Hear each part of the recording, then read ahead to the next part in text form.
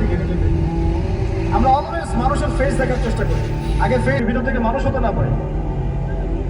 অনেক ডিগ্রি আছে আমার, কিন্তু আমি তো হিংসা করি মানুষকে, আমি আত্মহংকারে ভুগি, আমি অন্যের উন্নতি দেখতে পারি না, আমি মিথ্যা বলছি, প্রতারণা করছি, তাহলে আমি তো ভিতর থেকে পুঁথিগত বিদ্যায় দক্ষ হয়ে আল্লাহর কাছে পার পাবো না। বাবা আল্লাহ পাক আমাদের সবাইকে ভিতর থেকে ভালো হওয়ার তৌফিক দান করুন বলি আমি। এটা করতে হলে প্রথম ট্র্যাক যেটা বললাম ভাই, দুনিয়ার নেশায় ডুবে যাওয়া যাবে না। দুনিয়াকে আমরা মনে করবো দুনিয়া আমার প্রয়োজন, যতটুকু আমার হয়ে যায় সন্তুষ্ট থাকবে। আমরা অল্পতে তুষ্ট থাকার মানসিকতা লালন করি, আল্লাহ পাক তৌফিক দান করুন। এরপর দুনিয়ায় আসার উদ্দেশ্যটা মাথায় রাখবো, এসেছি কি করতে? আল্লাহর ইবাদত করতে। আর এই প্রশ্নের উত্তর আমরা বের করে নিয়ে আসলাম, ইবাদত মানে শুধু নামাজ রোজা হজ জাকাত নয়। ইবাদত মানে আমার জীবনের প্রতিটা কাজই ইবাদত। 3 শর্ত পূরণ করতে হবে। 1, আল্লাহর জন্য হতে হবে। 2, রাসূলের সুন্নাহ মাফিক হতে হবে। 3, আমাদের উপার্জনটা হালাল হবে। এই হালাল এই কথা বলতে গিয়ে জেগে এসেছিলাম, এই বিশ্বে হালাল খাওয়াটা খুব টাফ, কিন্তু অসম্ভব না। এখানে এই আয়াতের উপর আমল করলেই ইনশাআল্লাহ আল্লাহ মাফ করে দিবেন। সেটা হলো ফাত্তাকুল্লাহা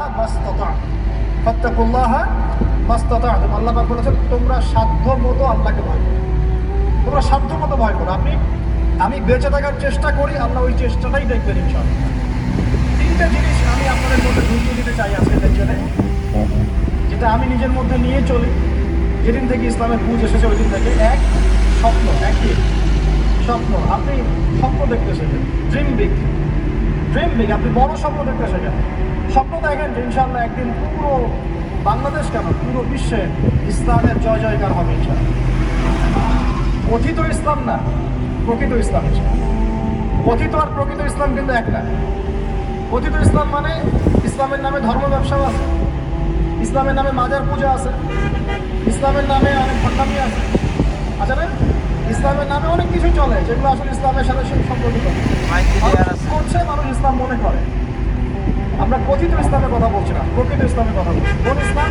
যে ইসলাম রাসূল সাল্লাল্লাহু আলাইহি ওয়াসাল্লামের যুগেছে, সেই ইসলাম। যে ইসলাম আবু বকর সিদ্দিকের যুগেছে, যে ইসলাম ওমর ইবনে খাত্তাবের যুগেছে, যে ইসলাম উসমান আলী রাদিয়াল্লাহু আনহুমা তাদের যুগেছে, যে ইসলাম আদম থেকে নিয়ে মুহাম্মদ সাল্লাল্লাহু আলাইহি ওয়াসাল্লাম পর্যন্ত 1,24,000 নবী রাসূল আল্লাহর জমিনে প্রতিষ্ঠা করে গেছেন, ওই ইসলামের কথা বলছি।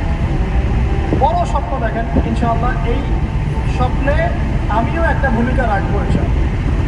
এই স্বপ্নটা নিজের মধ্যে সেট করে, তাহলে আপনার মধ্য দিয়ে ইসলাম একটা খেদমত পাবে ইনশাআল্লাহ। সবাই লেকচারার হবে না, কেউ হয়তো বই লিখবেন, কেউ হয়তো ইসলামের জন্য গাইবেন, ইসলামের জন্য কবিতা লিখবেন, ইসলামের জন্য কোনো প্রজেক্ট লঞ্চ করবেন, ইসলামের জন্য পলিটিক্যাল সেকশনে দুর্নীতি কমাই দেবে, ইসলামের জন্য হয়তো কেউ কনস্ট্রাকশন আর রেগুলেশনের কাজ করবে, ইসলামের জন্য ন্যাশনকে এগিয়ে নেবে। এমনকি ইসলামের জন্য দেখবেন স্বপ্নের সাথে সাথে লক্ষ্য স্থির করতে হবে। লক্ষ্যটা কি? এই লক্ষ্য নিয়ে কথা বলতেই শুরু করেছি। লক্ষ্যটা হবে পরকাল। লক্ষ্যটা কি? লক্ষ্য একটাই, জান্নাত। লক্ষ্য কি? এই লক্ষ্যে কাজ করতে গিয়ে যদি আল্লাহর পথে আপনাকে গালি খেতে হয়, সমালোচনা শুনতে হয়, আপনার শারীরিক মানসিক অর্থনৈতিক নির্যাতন সহ্য করতে হয়, দেখবেন আপনি মন থেকে সুকুন শান্তি ফিল করছেন। এই পথে যদি হোঁচট খেয়ে পড়েও যান, শান্তি লাগবে, ভালো লাগবে। আমি আল্লাহর জন্য করেছি, আল্লাহ আমাকে এটা আজও দিকে চান। মানুষ আমাকে অনেক ভালো বলছে, এর মানে এই নয় যে আমি জান্নাত পেয়ে গেছি। আবার মানুষ আমাকে ছিছি করছে, এর মানে এই নয় যে আমি জাহান্নামে চলে গেছি। প্রকৃত ভালো আর মন্দের মানদণ্ড আল্লাহ ফিক্স করবে ইনশাআল্লাহ কালকে আমাদের। ওই দিন আল্লাহ পাক যাদেরকে জাহান্নামের আগুন থেকে বাঁচাবেন, আমি বলি এই আয়াত হচ্ছে ডেফিনেশন অফ সাকসেস। এই আয়াত হচ্ছে সাফল্যের সংজ্ঞা। এতে সাফল্য বলি আমরা, বাবা তোমাকে সফল হতে হবে, মা তোমাকে সফল হতে হবে। হ্যাঁ, what is the definition of success? আপনারা কি মনে করেন সাফল্যের সংজ্ঞা কি? এই আয়াত সূরা আলে ইমরান ভার্স নম্বর 185, 185 নম্বর আয়াত সূরা আলে ইমরান। এই আয়াতটা হচ্ছে দ্য ডেফিনেশন অফ সাকসেস, সাফল্যের সংজ্ঞা। ফামান যুহজিহা আনিন নার ওয়া উদখিলাল জান্নাতা ফাকাদ ফাজ। যাকে জাহান্নামের আগুন থেকে কাল কিয়ামতের মাঠে বাঁচানো হবে এবং জান্নাতে ঢুকিয়ে দেওয়া হবে, সে ব্যক্তি সফল, আর কেউ সফল। এই বিশ্বে বহু বড় বড় মানুষ চলে গেছে, ফেরাউন,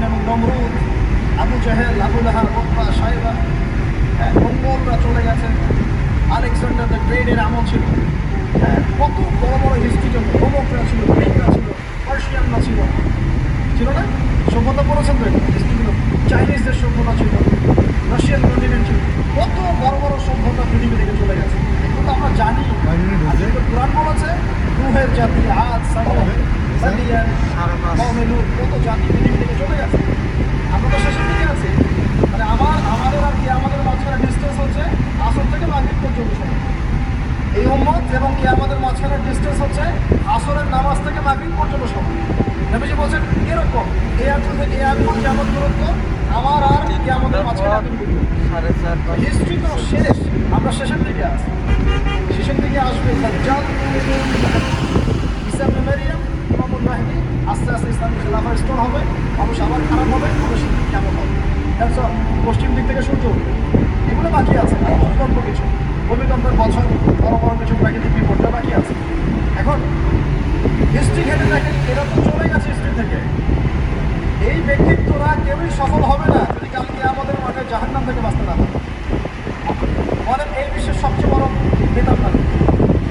আপনার কি মত? বলেন না, আমি ওই সেন্সে বলছি এখনকার বিশ্বের সবচেয়ে বড় শক্তি